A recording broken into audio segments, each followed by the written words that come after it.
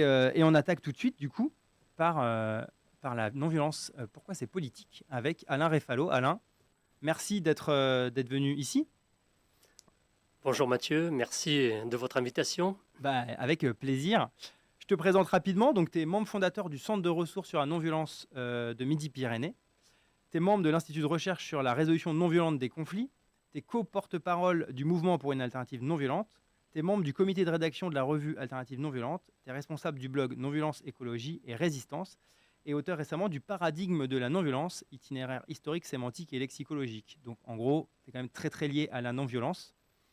Tu avais aussi été connu parce que tu avais désobéi à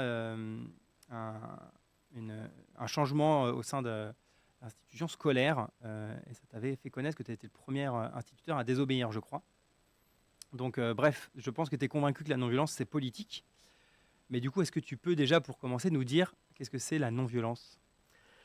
Alors effectivement, il y a encore beaucoup de lieux communs qui traînent, qui circulent sur la non-violence. Contrairement à ce que le mot semble indiquer, ce n'est pas la négation de la violence. Je crois que c'est important de le rappeler. Au contraire,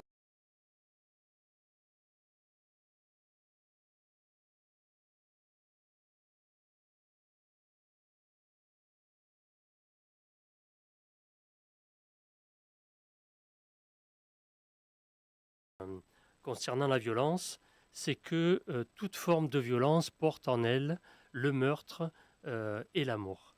Et je crois que cette constatation-là est essentielle.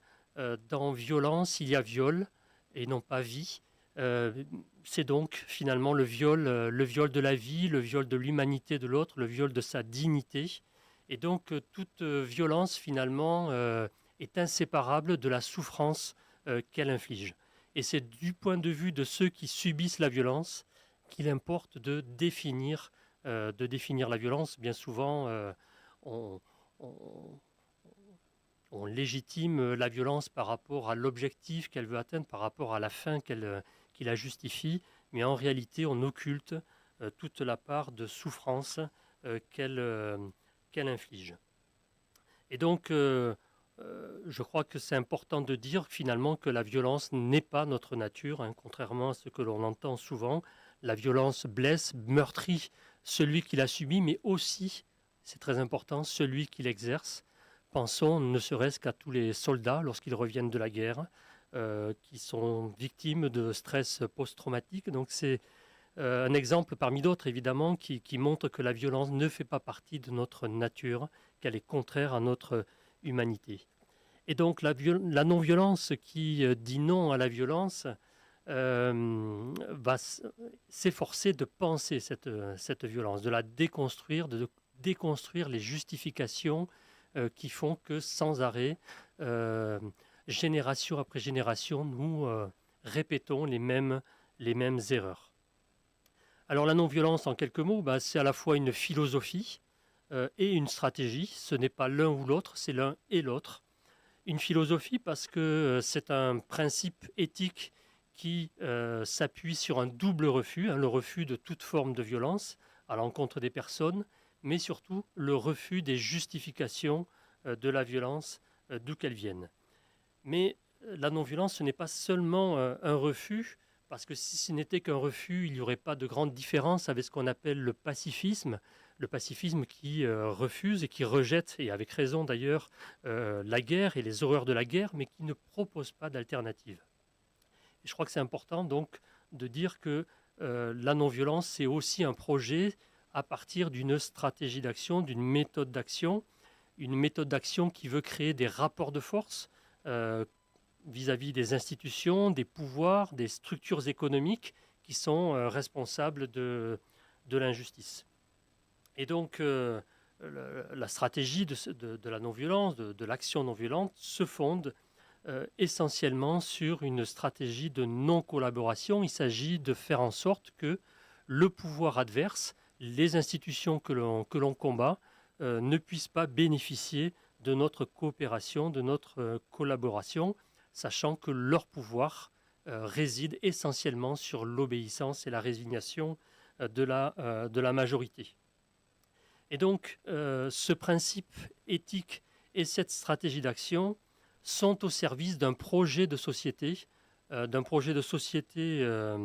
et plus largement, on pourrait même dire d'un projet de civilisation, hein. Il s'agit de lutter par la non-violence pour construire un monde plus juste, une société plus fraternelle, un monde plus vivable, un monde sans guerre. Ce qui fait la particularité de la non-violence, c'est la cohérence entre la fin et les moyens.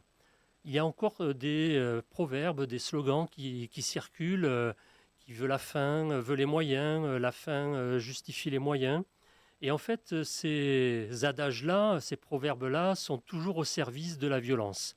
En gros, pour atteindre une fin, quelle que soit cette fin, eh bien, tous les moyens seraient bons, y compris les moyens de la violence. Et la non-violence s'inscrit en faux contre cette vision des choses, puisqu'elle considère, et c'est Gandhi qui l'a effectivement très bien montré, qu'il y a une cohérence entre la fin et les moyens, entre les moyens et la fin, c'est-à-dire que les moyens finalement que l'on utilise sont une fin en devenir.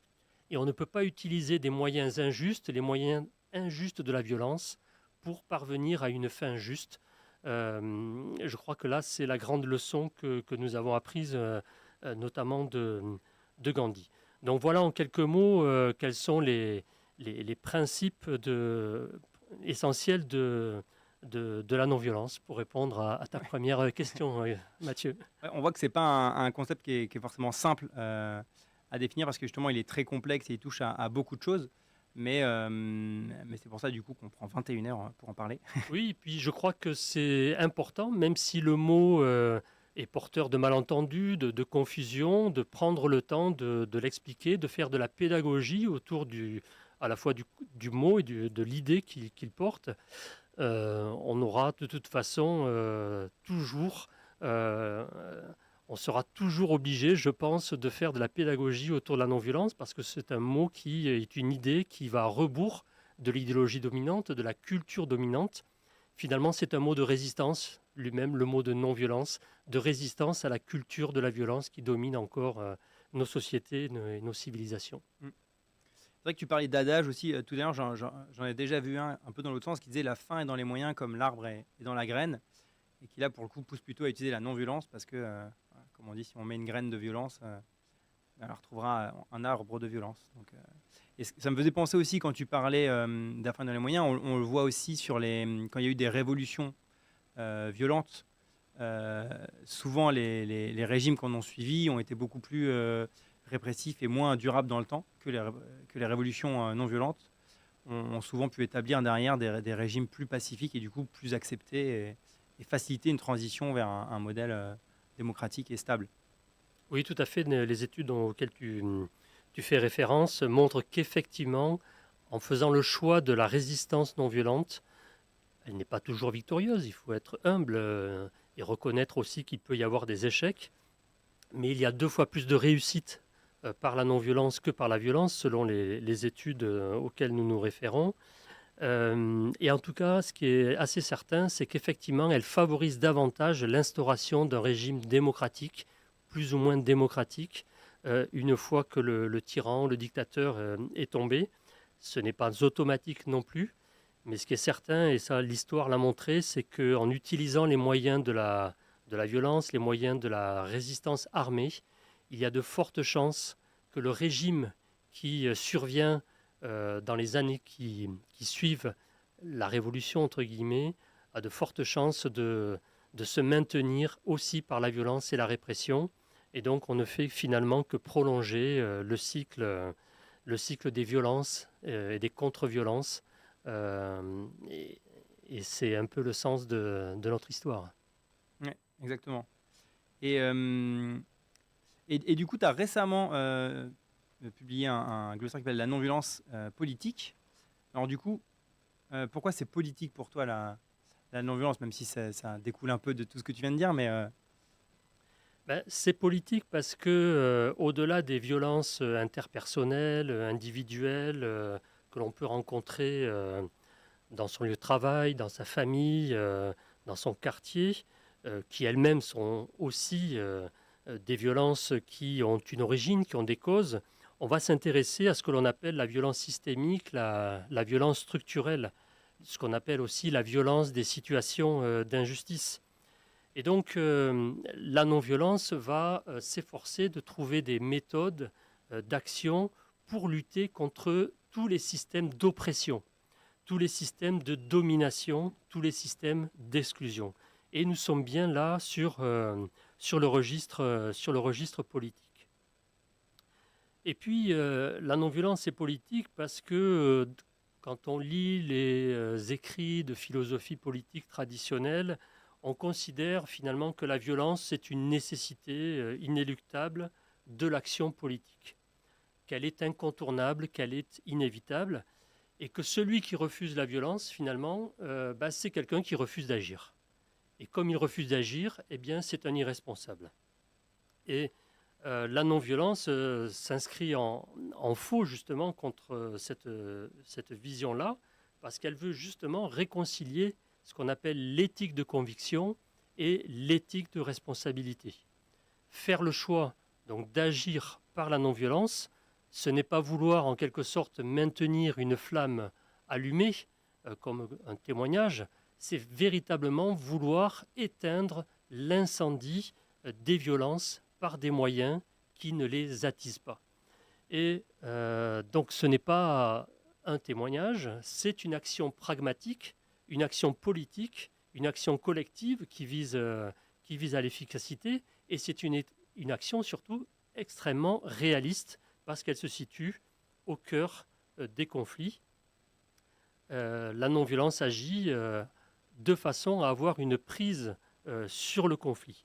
Et là, on déconstruit en fait, à partir de cette idée-là, toutes ces visions écornées, méprisantes même, qui traînent encore sur la non-violence, à savoir ça serait lié à une spiritualité désincarnée, qui ne se préoccuperait que de son propre développement personnel. Non, je crois que la non-violence, et l'histoire de la non-violence le montre, la non-violence se situe au cœur des conflits de notre époque, de chaque époque, et ce n'est qu'à partir de la réalité des conflits que des solutions novatrices, en dehors du cycle habituel de la violence, qu'ont pu être développées, qu'ont pu être expérimentées. Gandhi parlait beaucoup d'expérimentation, hein. Il ne s'agit pas là de dogme, il ne s'agit pas là de doctrine, il s'agit d'une expérimentation. En tout cas, cette expérimentation, elle dure depuis plus de 100 ans. Et aujourd'hui, nous avons des études de cas, comme on dit, qui permettent de visualiser quelles peuvent être les meilleures stratégies possibles pour agir par la non-violence sur le terrain politique. Je dirais que sur la question politique, on a deux défis aujourd'hui. On a deux défis qui sont devant nous. Alors, il y en a bien d'autres, mais j'en ai identifié deux pour pas être trop long. On est en France dans un État de plus en plus autoritaire. C'est un lieu commun. Je crois que ce constat-là est partagé par beaucoup. Un État de plus en plus policier, de plus en plus répressif, qui réprime de façon extrêmement brutale, de façon extrêmement violente, les manifestations, qu'elles soient violentes ou non violentes d'ailleurs. Et donc, le défi, c'est justement comment ne pas tomber dans le piège de la violence que cet État répressif peut inspirer. Je crois que là, nous avons un véritable défi. Comment continuer à agir par l'action non violente, concrète, réaliste, pragmatique, mais qui vise à l'efficacité dans une société où tout mouvement de contestation est durement réprimé. Ce sont des questions, donc je pense que durant ces 21 heures, elles vont être largement abordées. Ouais. On en parle justement à 18h avec Gabriel Mazzolini, voilà. Amis de la Terre. Et puis il y a un deuxième défi qui est la montée des idées xénophobes, des idées racistes, la montée de l'extrême droite. On voit ces jours-ci des groupes, des bandes qui réalisent des expéditions punitives, qui expriment des haines et des obsessions identitaires. Je crois que là, nous avons, dans les années qui viennent, un véritable défi qui se pose à la non-violence. Comment lutter contre cette fascisation rampante de la société qui passe d'abord par les idées, par les consciences, il va falloir qu'on l'on prenne à bras le corps ces défis-là, de façon à ce que la violence ne contamine pas l'ensemble de la société, au point où nous soyons acculés à soit rester chez nous, soit n'agir que par la violence. Ouais. Bah, c'est vrai que je pense que toutes les personnes qui s'intéressent un peu aux mouvements sociaux dernièrement ont constaté cette effectivement montée de la répression. C'est pour ça que, comme je disais, on en reparlera à 18h et ça va sûrement surgir aussi dans d'autres discussions. Euh, et d'ailleurs, oui, c'est un peu le lien avec donc la désobéissance civile non violente, qui est l'une des méthodes d'action de la non-violence qui est pas mal utilisée, notamment dans le mouvement climat, mais pas que. Je vous en parle aussi notamment parce que les organisations de non-violence 21 se sont mises d'accord sur une définition de cette désobéissance civile qui a été justement pas mal décriée dernièrement et utilisée dans les médias sans être jamais trop définie clairement. Donc on s'était dit que c'était à nous de définir un peu ce qu'on entendait par cette désobéissance civile. Donc je vais vous lire la définition sur laquelle on s'est mis d'accord avec les associations de non-violence 21. Donc la désobéissance civile est une action organisée de transgression d'une loi, d'un ordre ou d'une décision dans le but de s'opposer à une injustice sociale, écologique, politique ou autre. Elle est collective, publique, non violente et menée à visage découvert. Elle vise à créer un rapport de force avec le pouvoir. L'action s'inscrit dans la durée avec un objectif annoncé et atteignable. Elle porte un projet constructif de transformation sociale, écologique ou politique. Et les désobéisseurs et désobéisseuses assument les risques de sanctions. Illégale, la désobéissance civile est jugée légitime par ses acteurs et actrices. C'est vrai que ça revient souvent que tout ce qui est légal n'est pas forcément légitime. Et là aussi, du coup, ça renvoie à la question de la politique. On voit bien à travers ça que c'est une forme d'action non violente très politique. Tout à fait, la désobéissance civile renvoie éminemment à la question du politique, puisqu'il s'agit de résister, de lutter contre des lois particulièrement injustes, contraires aux valeurs communes, les valeurs qui notamment fondent la République, et qui peut intervenir lorsque tous les moyens légaux ont échoué. Donc je crois que c'est bien de rappeler que désobéir, c'est un acte responsable, motivé en conscience, qui implique de prendre des risques. Mais la désobéissance civile, elle s'inscrit réellement dans une action collective, avec un objectif précis, limité, atteignable. Et je crois que c'est important de rappeler qu'on est au-delà du registre individuel, on est au-delà de l'objection de conscience personnelle, même si l'acte personnel d'insoumission a évidemment sa valeur, et y compris d'abord pour la personne qui fait acte d'insoumission. Mais la désobéissance civile, c'est véritablement une action collective. Et elle est politique aussi parce qu'elle se distingue de ce que l'on appelle la désobéissance criminelle. La désobéissance criminelle qui commet un délit, en quelque sorte, pour un intérêt particulier. La désobéissance civile, en tout cas les désobéisseurs, qui se revendiquent donc de la désobéissance civile, agissent pour le bien commun, pour défendre des valeurs communes, pour que le droit s'applique de façon juste. Donc, ils n'agissent pas pour eux-mêmes, ils agissent réellement pour le bien de tous. Et je crois que la force de la désobéissance civile et les grandes campagnes de désobéissance civile de Gandhi, de Martin Luther King, celles des paysans du Larzac, des faucheurs volontaires et bien d'autres, montrent que elle est en capacité de mettre en œuvre le pouvoir des citoyens.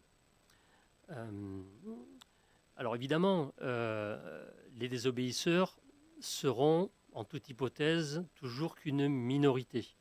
Quelques milliers, quelques dizaines de milliers, ce qui est déjà beaucoup, mais une minorité qui peut inciter la majorité à prendre position et à exercer une pression sur les décideurs. Ce qui signifie qu'on est dans ce qu'on appelle la triangulation du conflit. Il n'y a pas deux acteurs, il y a les désobéisseurs et le pouvoir. Il y en a trois, les désobéisseurs, le pouvoir et l'opinion publique. Et l'objectif de la désobéissance civile, c'est d'inciter l'opinion publique par un débat à se mobiliser et à faire pression sur les décideurs politiques, ce qu'on appelle donc la triangulation du conflit. Je voudrais souligner aussi que la désobéissance civile s'inscrit dans la durée. Aujourd'hui, on parle un petit peu, pour tout type d'action non violente illégale, on parle un peu facilement ou un peu trop rapidement de désobéissance civile. Je crois que c'est important de maintenir l'idée que c'est une action qui s'inscrit dans la durée, qui fait partie d'une stratégie, la stratégie de l'action non violente, qui comprend bien d'autres moyens d'action, et que donc tout acte illégal n'est pas forcément une action de désobéissance civile. C'est important d'avoir un objectif clair, précis, une organisation, une mobilisation, de façon à exercer une réelle pression sur la durée. Et puis il y a quand même une autre idée qui est afférente à la désobéissance civile, qui est ce que l'on appelle le programme constructif. Pour Gandhi, c'était un élément absolument essentiel. Les actions de non-coopération et de désobéissance civile qu'il mettait en œuvre avaient toujours un volet constructif. L'idée était certes de désobéir à telle ou telle loi ou d'organiser tel ou tel boycott, mais c'était de permettre aussi à la population indienne, notamment dans les villages, de se prendre en main, de s'organiser, de ne pas attendre l'indépendance pour devenir indépendant, mais d'être déjà dans une logique d'autonomie et d'indépendance en réalisant des projets constructifs à la base, des projets économiques, des projets sociaux qui donnaient du pouvoir aux citoyens. Et je crois que ça, c'est un élément très important que, en même temps que l'on conteste, on puisse mettre sur la table des propositions, des projets, et plus radical encore, de commencer à les mettre en œuvre dès maintenant, bien avant que l'action soit gagnée dans les tribunaux ou autres. Donc, désobéissance civile, un volet de non-coopération, de désobéissance, et en même temps, un projet constructif, ce qu'on appelle le programme constructif. Ouais. Et qui est aussi très important, je pense, pour créer un peu des nouveaux imaginaires et montrer à l'opinion publique justement les possibilités en dehors de ce du pouvoir auquel on s'oppose.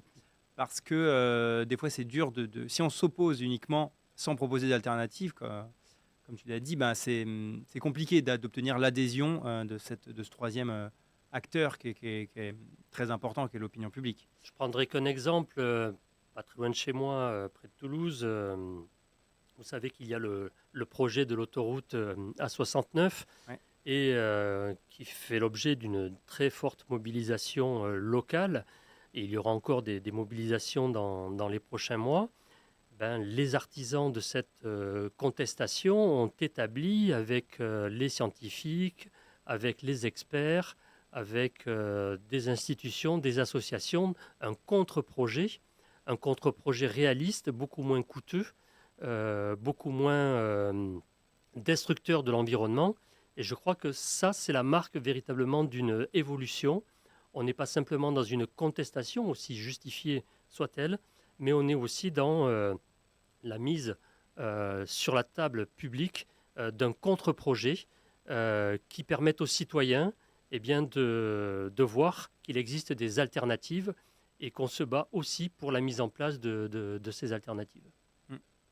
Complètement. Et justement, donc tu donnes cet exemple-là. Est-ce que tu as d'autres exemples d'actions, de résistance qui t'ont peut-être marqué et que tu veux nous partager Alors, si on devait aujourd'hui brasser un panorama des lieux où la non-violence s'exprime, effectivement, on pourrait les diviser en différents terrains d'action. Alors, il y a...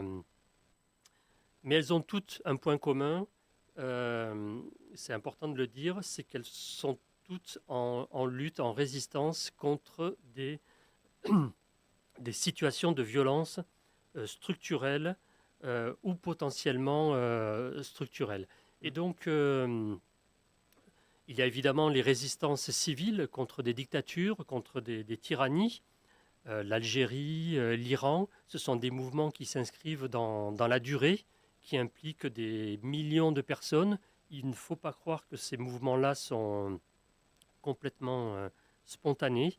Il y a des organisations, il y a des formations, il y a des projets, des temps de sensibilisation à la base qui font que progressivement les participants s'approprient la philosophie et la pratique de la résistance civile et sont mieux à même de définir des objectifs et des actions en lien avec ces objectifs.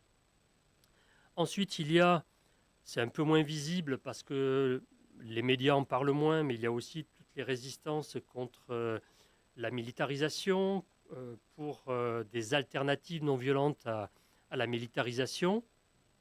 Alors ça concerne des petits groupes. En tout cas en France, il y a peu de mouvements malheureusement qui sont sur ces questions-là. Dans notre pays, il y a des mouvements beaucoup plus développés et depuis longtemps qui luttent contre la défense militaire, contre les armements nucléaires. La France n'est pas signataire du traité d'interdiction des armes nucléaires, qui a été signé par plus de 120 pays. Et en même temps, en France, il y a un mouvement extrêmement faible qui s'oppose à ces armes nucléaires, alors que ça devrait être un enjeu extrêmement important. Et puis, il y a bien sûr toutes les résistances, toutes les luttes pour un monde plus vivable, plus écologique. Ces luttes-là, on les connaît bien parce qu'elles sont dans l'actualité de tous les jours. Alors là, pour le coup, en France, on a énormément de collectifs, d'actions, plus de 500, qui sont dans des initiatives de lutte locale ou plus globale contre tel ou tel projet destructeur. Et je crois que la stratégie et la matrice de ces contestations demeure encore la non-violence, même s'il y a des débats, et on y reviendra certainement tout à l'heure. Et puis il y a toutes les luttes, toutes les résistances dans la société, pour une société plus juste, contre les discriminations, pour l'égalité des droits. Et là, il y a pléthore effectivement d'associations, de mouvements. Plusieurs d'entre elles font évidemment partie de non-violence 21. Donc on voit que la non-violence est présente sur de très très nombreux terrains. Et puis j'ai envie de rappeler aussi que c'est aussi un objet d'étude, un objet de recherche, la non-violence, même si en France, là aussi, on est un peu à la traîne par rapport aux anglo-saxons. Il y a bien l'IUT de Saint-Denis, il y a bien une chaire UNESCO à Bordeaux qui ont mis en place des séminaires d'études sur la non-violence avec des étudiants, avec des programmes. Mais nous sommes loin, par exemple, de ce que fait l'Université de la non-violence et des droits humains à Beyrouth, au Liban, qui, depuis plus de 15 ans, a mis en place tout un programme de formation des étudiants de tout le monde arabe à la non-violence, à la résistance civile, avec des partenariats, notamment en France.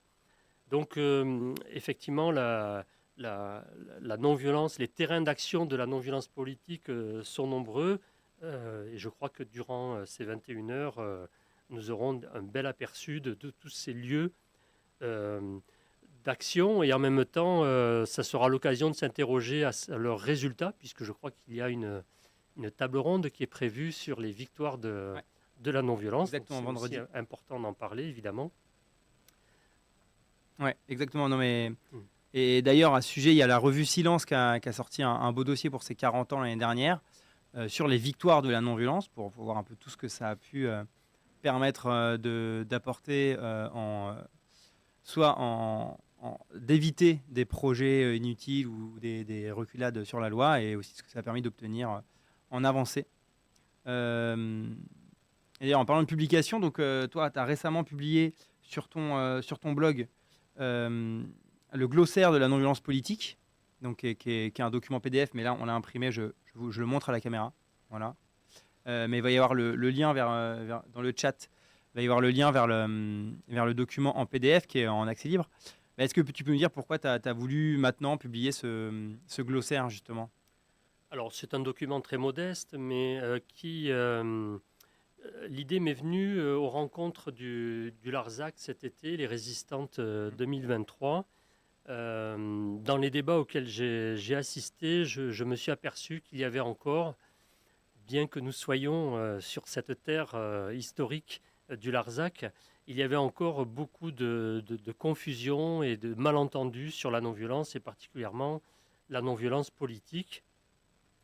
Et il m'est apparu qu'il était nécessaire de continuer à faire de la pédagogie autour des concepts de la non-violence, parce qu'on mélange un petit peu tout.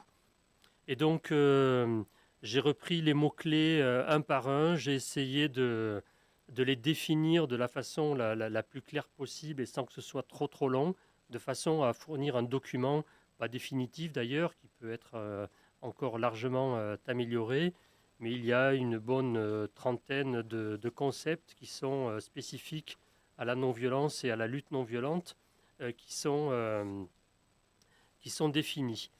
Par exemple, j'aborde la question du sabotage, parce que c'est un sujet qui a été très présent dans les débats et qui est très présent dans l'actualité, notamment avec l'affaire des soulèvements de la Terre. Et qui agite un peu certaines organisations non violentes en interne aussi. Exactement.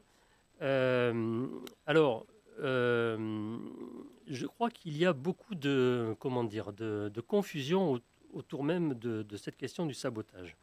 Un des livres maîtres sur la question, c'est le fameux livre d'Andreas Malm, Comment saboter un pipeline. Ouais. Alors moi, j'ai lu ce livre avec beaucoup d'intérêt, et en fait, je me suis rendu compte que l'auteur ne légitime absolument pas les actions violentes contre les personnes. Ça, il le dit extrêmement clairement. Il défend un sabotage sous la forme de démontage, de la forme de mettre hors d'état de nuire telle ou telle installation ou telle machine, mais en disant bien qu'il ne s'agit pas de faire violence aux personnes ou de mettre en danger les personnes. Et en même temps, il y a une contradiction dans ce qu'il écrit, parce qu'il dit, en gros, la non-violence, c'est une forme de résistance molle qui a échoué à travers notamment le mouvement climat. Et donc maintenant, il faut radicaliser par la violence. Mais quand il dit cela, il pense à sabotage. Et quand il définit le sabotage, il parle finalement de sabotage que nous, on dirait non-violent. Et donc, je crois qu'il y a un peu de confusion aussi. Il y a beaucoup de postures dans ces affirmations-là. Et donc, c'est pour ça que j'ai écrit une définition du sabotage non violent, qui est une action qui s'inscrit dans les tactiques et les stratégies de la désobéissance civile. Ce qui est important, c'est que cette action soit bien ciblée pour contribuer à la dynamique de la lutte, qu'évidemment, elle doit être en lien avec la cause défendue, qu'elle doit priver l'adversaire d'un moyen nocif, et bien sûr qu'elle ne doit pas porter atteinte à la vie et à l'intégrité physique des personnes. Donc il ne s'agit pas de défendre la destruction pour la destruction, il s'agit de considérer que à certains moments, celle-ci peut être légitime, utile à la lutte.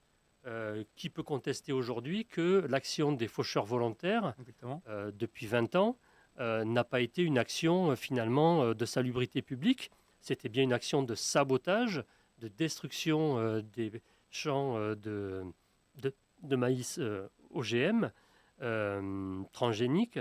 Et donc, il aura été reproché évidemment une action criminelle, mais c'était véritablement une action non violente, une action de sabotage non violent, qui a permis de mettre en débat public la question des OGM, qui a permis d'aboutir à l'interdiction de toute culture commerciale des OGM. Donc ça a été une action à la fois légitime, mais surtout efficace, même si elle s'est faite aussi au prix de nombreux procès, mais qui ont été autant de tribunes pour plaider la cause des faucheurs volontaires.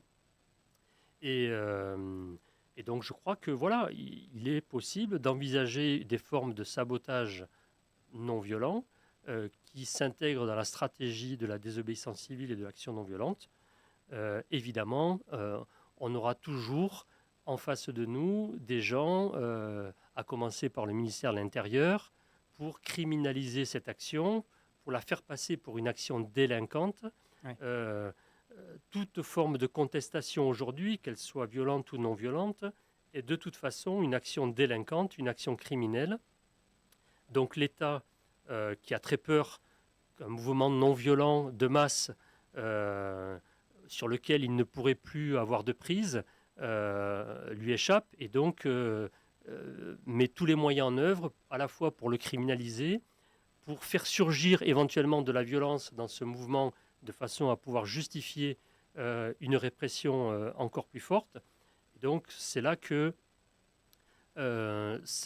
est important de rester maître du jeu. Il est important d'organiser des formations à l'action non violente pour justement anticiper cette répression, pouvoir l'absorber et ne pas en faire un prétexte à un basculement du mouvement vers la violence, comme des fois ça peut arriver.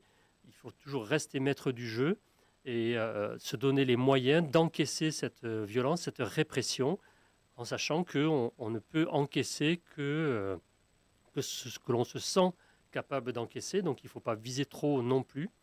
À certains moments, il peut être intéressant de se replier pour mieux repartir. Ouais. Dans ces débats qu'il y a eu au Larzac aussi, et là ça fait de nombreuses années que l'on en parle, il y a la question de la diversité des tactiques. Alors je ne vais pas trop m'étendre, mais on sait bien que la diversité des tactiques violentes et non violentes, ça ne marche pas. À partir du moment où il y a un mouvement non violent de masse qui se développe, toute action violente, aussi minime soit-elle, aussi minoritaire soit-elle, ne peut que contrarier la dynamique de cette action non violente. Donc que ceux qui veulent agir avec d'autres méthodes le fassent, mais en dehors des lieux où se produisent des actions et des manifestations qui ont clairement fait le choix de la non-violence. Chacun est libre d'agir comme il le sent, mais ne pas venir détériorer, dénaturer une manifestation qui s'est organisée avec des objectifs clairs et avec une méthode d'action non violente claire, affichée, assumée. Et donc, oui à la diversité des tactiques, mais la diversité des tactiques non violentes. Oui, exactement. Mais c'est vrai que souvent, quand on parle de diversité des tactiques, en réalité, c'est une manière de justifier, d'amener de la violence dans des actions et des mouvements non violents. Mais on ne peut pas être non violent et violent à la fois. Ça s'entend bien quand on le prononce. Donc, c'est le problème. C'est que s'il y a de la violence, c'est plus non violent. Et donc, il n'y a pas de diversité de tactiques finalement. Soit on est violent, soit on est non violent. Pour avoir une réelle diversité des tactiques, il faut, comme tu dis, que ce soit pas sur la même action, côte à côte éventuellement, mais pas au même moment, pas le même jour. Et ça, c'est souvent un reproche que je trouve on entend de la part de personnes qui souhaiteraient peut-être des mouvements plus agressifs et violents vers les non-violents. Mais on peut pas avoir encore une fois, on peut pas avoir de la violence et de la non-violence en même temps, puisque c'est antinomique. À la fin, c'est la violence qui gagne, c'est la violence qui prend le dessus.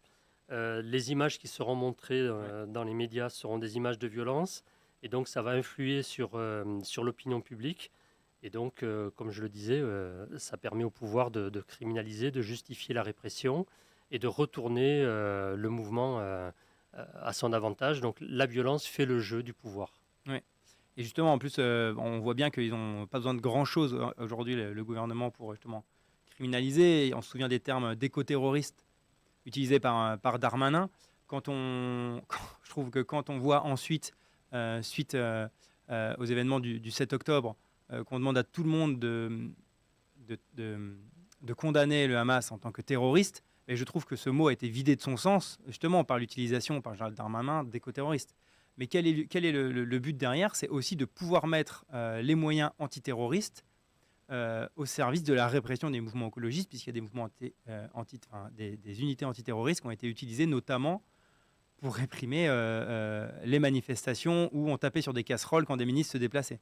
Et on voit que là, c'est vraiment une dérive autoritaire, comme tu en parlais. C'est une dérive autoritaire, et je me souviens que Stéphane Hessel, dans son fameux opuscule Indignez-vous, en 2010, avait pointé du doigt le fait que l'État d'Israël, en son temps déjà, avaient des réactions extrêmement virulentes et répressives contre des manifestations non violentes, notamment contre le mur qu'il y avait dans la bande de Gaza, justement.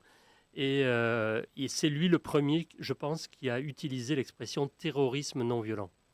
Ouais. Terrorisme non violent. Et je crois qu'aujourd'hui, on n'est pas très très loin de cela quand on entend Darmanin effectivement parler d'éco-terroristes.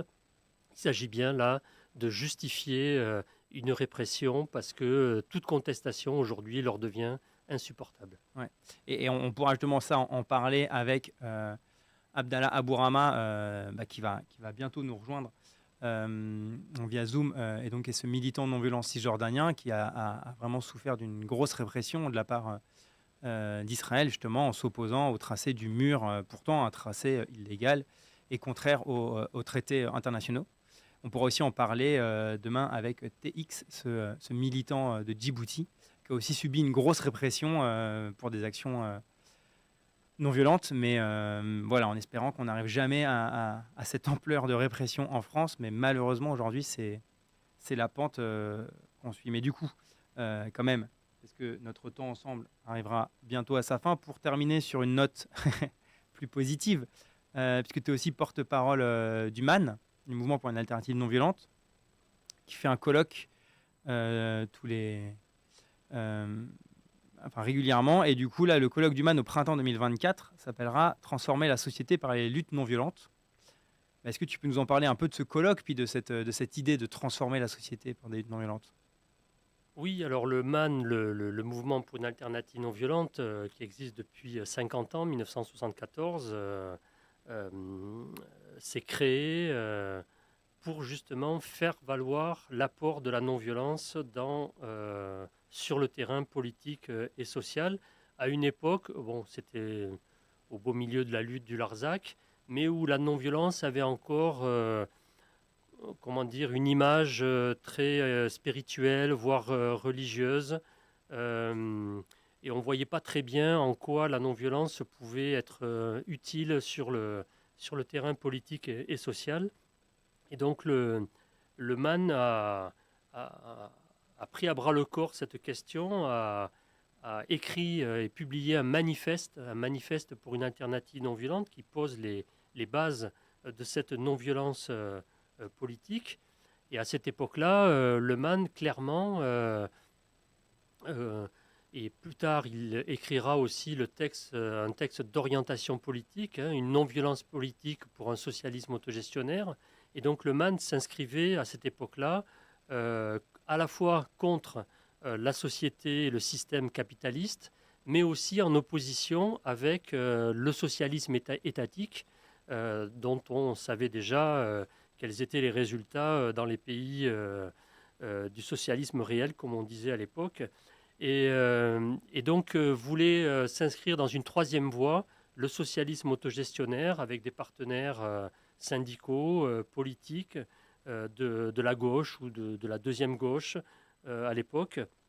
Et donc, de nombreux contacts ont été pris à ce moment-là quand le MAN a publié son texte d'orientation politique pour avoir un débat, avoir des discussions, des clarifications. Et cela a permis des échanges et des partenariats qui ont abouti ensuite à des réalisations en termes de lutte, de coordination, de réflexion, de formation aussi. Et donc le colloque, alors évidemment je ne retrace pas toute l'histoire du MAN depuis 50 ans, mais le but de ce colloque, c'est justement de voir quelle a été l'évolution en 50 ans de cette perception de la non-violence dans le champ politique, de voir aujourd'hui quelle est la place et le rôle de la non-violence dans les luttes sociales et écologiques d'aujourd'hui, et puis voir comment tracer des perspectives pour construire des stratégies non violentes novatrices pour transformer durablement la société. Donc le but, c'est d'inviter bien sûr des militants, mais aussi des chercheurs, des universitaires, des syndicalistes, des femmes et des hommes engagés, élus sur le terrain politique, de façon à faire une sorte de bouillon de culture qui seront utiles pour continuer à à faire valoir toute la force de la non-violence sur le terrain politique et social. Ok, et ben, Ce, ce ouais. colloque aura lieu en 2024, la date n'est pas encore arrêtée. Ça pourrait être le 28 septembre à Lyon, mais voilà, ce n'est pas encore complètement décidé. Non, eh ben, faudra suivre les informations, soit par la newsletter de Non-Violence 21, soit directement la newsletter du MAN. En tout cas, euh, ça sera un bel événement, je pense, effectivement, de retracer, parce qu'effectivement, c'est les 50 ans du MAN l'année prochaine. Et du coup, c'est un beau mouvement qui existe depuis longtemps et qui a plein de choses, je pense, à apporter. Parce qu'aujourd'hui, il y a aussi un petit peu un enjeu je dis ça un peu, mais de passage générationnel aussi, entre des associations non violentes qui existent depuis du coup 50 ans, comme le MAN, et les associations notamment du mouvement climat, beaucoup plus récentes. Euh, c'est un peu ce qui peut se faire des fois au sein de Non-Violence 21 quand on se rend compte toutes les associations membres. Mais je pense que c'est vraiment des choses intéressantes à faire. Et du coup, j'espère qu'à ce colloque, il y aura un peu tous les représentants de la non-violence. Je crois que dans cette continuité, ce passage de témoin, il y a un mot qui résonne très fort, et d'ailleurs Non-Violence 21 a réalisé une exposition sur ce thème, à savoir la question de la radicalité. L'exposition de Non-Violence 21, dont quelques affiches sont présentes ici dans ce studio, s'intitule « La non-violence, c'est radical ». Et je crois que c'est important de pouvoir effectivement montrer que, à la différence de la violence qui agit à la surface des conflits, la non-violence agit réellement à la racine des conflits et donc est véritablement radicale. On pourrait retourner d'ailleurs le slogan en disant qu'être réellement radical, c'est être non-violent. Voilà. Et bah, ça me semble une très belle conclusion. Merci beaucoup, Alain, d'être venu jusqu'à nous pour cette intervention, pour avoir ouvert les 21 heures avec moi.